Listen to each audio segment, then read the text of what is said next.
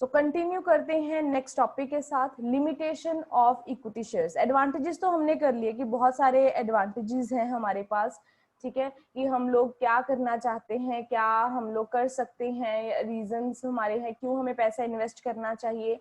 अब हम लोग बात करेंगे कि क्या हमें प्रॉब्लम्स फेस करनी पड़ती हैं, क्या लिमिटेशंस होती हैं इन्वेस्टर को जब वो इक्विटी शेयर्स में पैसा लगाता है। सो फर्स्ट वन लिखा है, लिमिटेशन टू इन्वेस्टर में अनसर्टन इनकम। हम बार बार एक ही चीज बोल रहे हैं कि जो इक्विटी शेयर है उनको कोई भी सर्टन इनकम नहीं मिलती, सर्टन डिविडेंड नहीं मिलता, फिक्स्ड डिविडेंड नहीं मिलता। तो आप खुद सोचो उनको कितना ज्यादा नुकसान है इस चीज का, कि एक तो वो शेयर होल्डर बने हैं कंपनी के, एक तो वो मीटिंग अटेंड करेंगे, एक तो उनके पास मैनेजमेंट का राइट है, दूसरी तरफ आप उनको जो है प्रॉपर एक इनकम नहीं दे रहे हो। प्रेफरेंस शेयर्स को फिक्स डिविडेंड मिल रहा है, डिबेंचर्स को फिक्स्ड इंटरेस्ट मिल रहा है, पर हम लोगों को कुछ नहीं मिल रहा, ठीक है। तो शेयर होल्डर्स को ये थोड़ी सी लिमिटेशन होती है। बट इसके अलावा हमने कल एक एडवांटेज भी पढ़ा था ना, कि अगर जो पैसा बच गया वो है ही किनका, इन्वेस्टर्स का। तो अगर किसी साल उनको प्रॉफिट ज्यादा होता है तो इसका मतलब ये है उनको डिविडेंड भी क्या मिलेगा, ज्यादा मिलेगा। तो ये बेनिफिट भी है। तो कहीं ना कहीं लिमिटेशन भी है कि वो सर्टन नहीं है, ज्यादा भी हो सकता है, कम भी हो सकता है। सो लिखा है फर्स्ट लाइन में, क्लियर किया है उन्होंने कि जो भी डिविडेंड के ऊपर अमाउंट है वो फिक्स्ड नहीं है। So income of the share holder वो हमेशा अनसर्टन रहती है, कोई गारंटी नहीं है कि आप लोगों को डिविडेंड मिलेगा या नहीं मिलेगा, ठीक है। So there is no guarantee that they must get dividend when the company earns profit, क्योंकि कंपनी ने प्रॉफिट अर्न किया है तो बहुत सारा खर्चा भी तो कंपनी ने पे करना है, उसके बाद जो बचेगा वो आप लोगों को मिलेगा।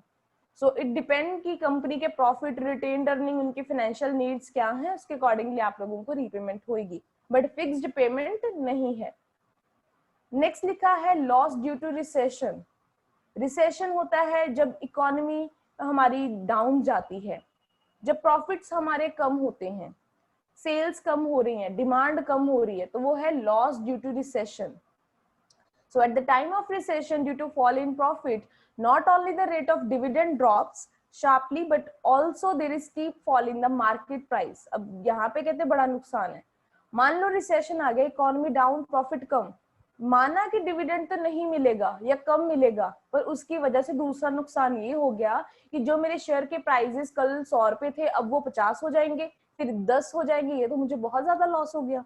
जैसे हम गोल्ड कहते हैं ना, कभी गोल्ड का प्राइस 60 था, फिर धीरे धीरे कम होता, अब 40 हो गया, 20,000। इसका मतलब जो सोना, जो गोल्ड आपके पास 60,000 का पड़ा था, अब सिर्फ 20,000 का है, 40,000 का एकदम से लॉस। ये शेयर्स का भी सेम केस है।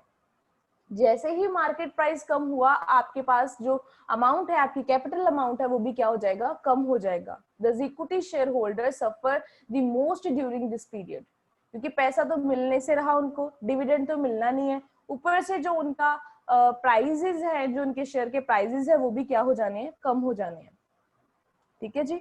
सो यहाँ तक हम लोगों ने कर लिया। अब हम लोग बात करेंगे loss due to liquidation. Liquidation होता क्या है, जब कंपनी लिक्विडेट होती है। लिक्विडेट मतलब कंपनी डेजोल्यूट होती है, कंपनी वाइंड अप होती है, कंपनी की एसेट्स को बेचना स्टार्ट कर देते हैं हम लोग।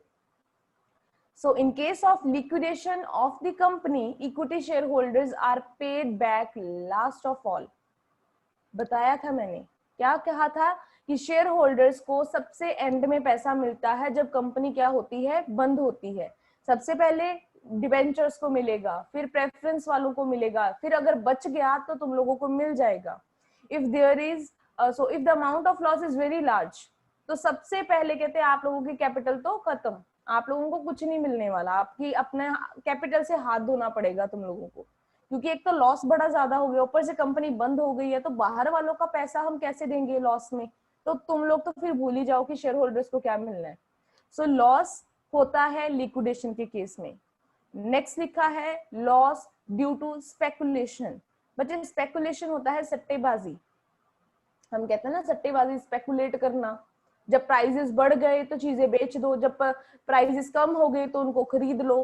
तो मतलब हम लोग क्या कर रहे हैं, बार्गेनिंग कर रहे हैं एक तरह की। मान लो जैसे आज सोने का प्राइस या गोल्ड का प्राइस, मान लो आज 60,000 है, आज मैंने खरीद लिया, ठीक है, कल को 80,000 हो गया, मैंने बेच दिया, तो 20,000 का प्रॉफिट कमा लिया।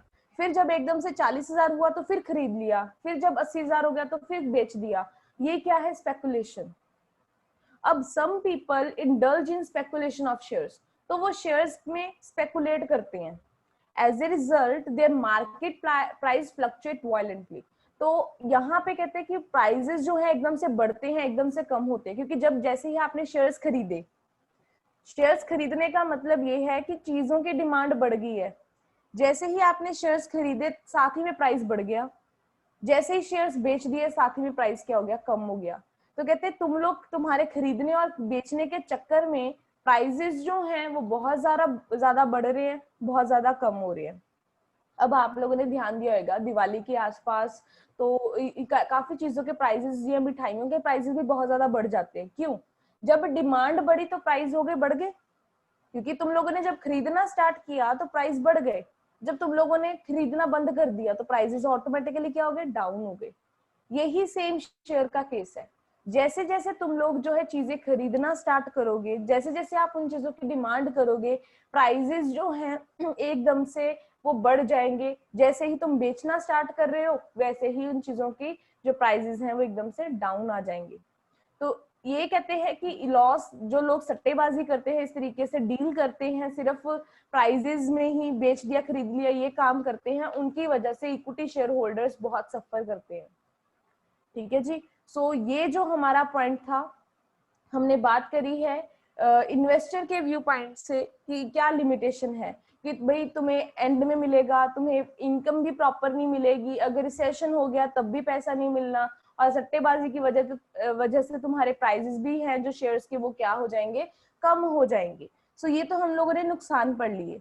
अब लिमिटेशन पढ़ेंगे, कंपनी को क्या भी इसका नुकसान होता है जब कंपनी क्या करती है? शेयर्स को इश्यू करती है। सबसे पहले लिखा है no advantage of trading on equity. अगर ट्रेडिंग ऑन इक्विटी होता क्या है? जब कंपनी अपना पैसा ज्यादा यूज करती है और बाहर वालों का पैसा कम यूज करती है। ट्रेडिंग ऑन इक्विटी, कि इक्विटी में ही ट्रेड कर रही है।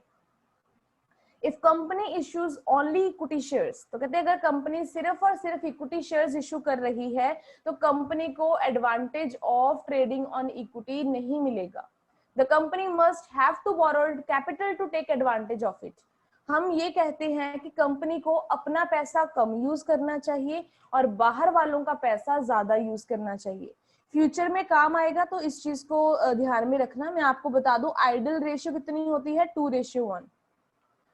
डेट इक्विटी रेशियो, ठीक है, डेट और इक्विटी रेशियो। अब आपको डेट और इक्विटी का मतलब पता है सब बच्चों को, ठीक है। डेट इक्विटी रेशियो की मैं बात कर रही थी, एक मिनट मैं दोबारा लिख रही हूँ। सो मैं यहाँ पे बात कर रही थी डेट इक्विटी रेशियो की। तो एक चीज याद रखिएगा, हमेशा हम कहते हैं कि डेट 2 और इक्विटी क्या है? 1। मतलब अगर आप लोगों ने पैसा लेना है बाहर से तो 2 गुना बाहर से लो, 1 गुना अपना यूज करो। यही इन्होंने लास्ट में चीज लिखी है। क्या चीज ये?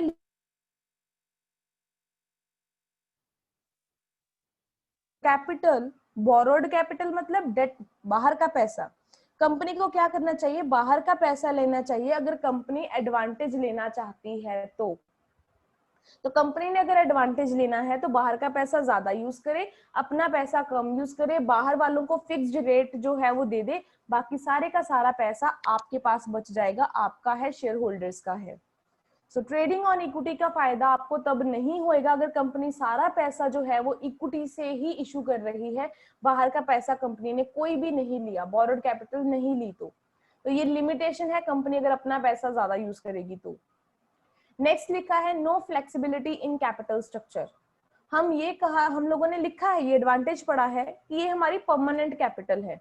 पढ़ा था ये एडवांटेज अब हम लोगों ने अभी, कि कंपनी जो है वो रीपे नहीं कर सकती लाइफ टाइम में ये कैपिटल। जब कंपनी वाइंड अप होएगी, लिक्विडेट होएगी, ओनली देन आप लोग रीपे कर सकते हो। तो इसका मतलब ये है कि अगर कुछ सालों बाद मुझे ये लगे कि मैं शेयर्स को खत्म करना चाहूँ, इक्विटी शेयर्स को, तो मैं नहीं कर सकती। नो फ्लेक्सिबिलिटी, कोई चेंज नहीं आएगा। सो यहाँ पे इनफ्लेक्सिबिलिटी ज्यादा है अगर आप लोग इक्विटी शेयर से पैसा जो है वो रेस कर रहे हो। दस कंपनी कैन नॉट पे back equity shares even when so desires. अगर वो चाहती भी है तो कंपनी तब भी पैसा वापस नहीं कर सकती। अब हम लोग नेक्स्ट टॉपिक पढ़ते हैं, वो लिखा है loss due to interference in management. आपने खुद तो कहा था कि शेयर होल्डर्स के पास क्या होता है, मीटिंग राइट होता है, वो मीटिंग अटेंड करते हैं, वो कंपनी को मैनेज करते हैं। इतने सारे शेयर होल्डर्स बना दिए, उन्होंने डायरेक्टर्स अपॉइंट कर दिए, वो तो खुद ही कंपनी चलाने बैठ गए, तो मेरी कौन सुनेगा? ठीक है, loss due to interference in management, वो इंटरफेयर ज्यादा करेंगे आपकी मैनेजमेंट में। So greater the interference of the people in the management, ये किसकी वजह से होती है? इक्विटी शेयर्स की वजह से। सो मैनी अ टाइम कुछ सेल्फिश पीपल होते हैं, जो हमारे शेयर होल्डर्स होते हैं, वो अपने इंटरेस्ट की वजह से मेजोरिटी शेयर्स को खरीद लेते हैं और अपना कंट्रोल जो है वो कंपनी के ऊपर अपने हाथों में ले लेते हैं या कंपनी के ऊपर ज्यादा कंट्रोल करते हैं। ये 2 लाइनों में लिखा है कि many a time some selfish people in order to serve their vested interest, कि जो उनका मेन पर्पस है कंपनी में आने का, उसको फुलफिल करने के लिए वो मेजोरिटी ज्यादा शेयर्स खरीद लेते हैं कंपनी के, सो दैट वो कंपनी को कंट्रोल कर सके, कंपनी का कंट्रोल अपने हाथों में रख सके। तो कहते हैं ये तो बहुत गलत बात है, तो फिर ऐसे तो कोई भी हमारे शेयर्स को खरीद के हमारी कंपनी को गलत मैनेज कर सकता है। पर कहते हैं ये हमारे नुकसान है। किसे नुकसान है? कंपनी को, अगर कंपनी ज्यादा इक्विटी शेयर्स को इश्यू कर रही है तो। उसके बाद नेक्स्ट लिखा है, जल्दी से करते हैं, मोर फ्लोटेशन कॉस्ट। फ्लोटेशन कॉस्ट क्या होता है? शेयर्स को, ठीक है, पब्लिक से, सॉरी पब्लिक बोल रही हूँ, कंपनी से पब्लिक तक शेयर्स को लेके जाना।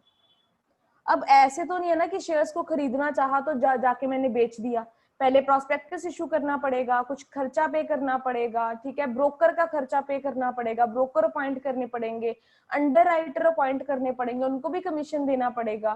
तो इतना सारा खर्चा, ये खर्चा क्यों हुआ? कंपनी से जब शेयर्स को फ्लोट करना था, बेचना था पब्लिक को, उसको ये पब्लिक से लेके, सॉरी कंपनी और पब्लिक तक जो भी ये डीलिंग हो रही है, जो भी हम खर्चा पे कर रहे हैं शेयर्स को बेचने के लिए, उनको कहते हैं फ्लोटेशन कॉस्ट।